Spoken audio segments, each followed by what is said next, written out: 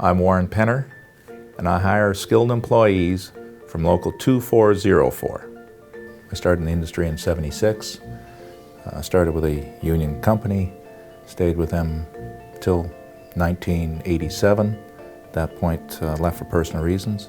Helped start another pile driving company, a non-union company. It was not an easy route to go, trying to get skilled workers to do this type of work. Once we switched over to the union side, it was easier for us to get skilled workers and to increase our revenue. And been working on the union side ever since.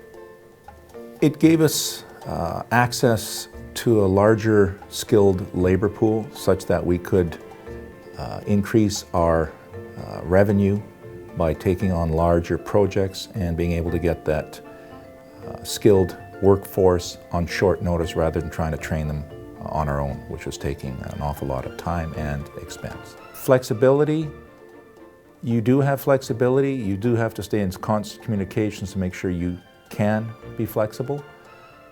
The increased cost is balanced out by having a more skilled workforce and being more efficient. And control, in any workforce, you really don't control the employees. You may think you do, but an employee can come and go as he or she feels. So you don't really control them whether you're union or non-union, in my opinion.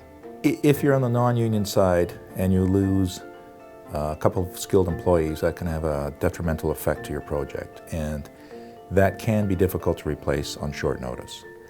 With a union labor pool behind you, if you do lose one or two or even three skilled employees, they will endeavor to replace them with equally trained people to keep your project going and you staying profitable. They're safety conscious, and that is definitely a benefit because it keeps our workers' compensation costs down, and it makes for a more efficient job site.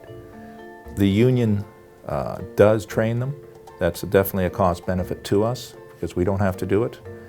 They come with their tickets ready to go. If they need upgrades, the union makes sure that they get the upgrades such that we're in compliance with all the requirements that we need.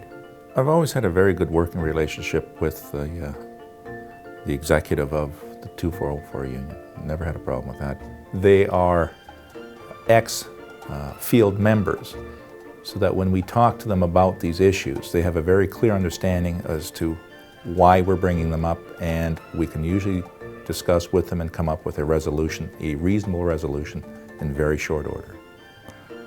In all the years I've done this, I've never had to go to any kind of arbitration with them on an issue.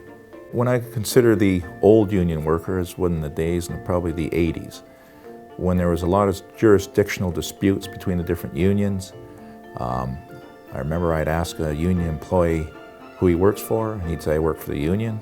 My comment was, "I don't think so. I'm signing your paycheck. You're working for me." Nowadays, you ask an employee who he works for, and he will probably say the company name rather than saying he works for the union.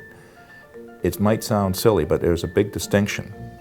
He's a member of a union, but he has to make sure that the company he's working for survives and makes money. Otherwise, next time he needs a job, that company may not be there, and a non-union company or some other alternate union may be sitting in their place. So the new union employee is being indoctrinated by the unions to realize that there is a difference, and it's in their best interest to make sure that the current employer they're working for, and they do work for different employers, it's to their benefit that they survive and are profitable.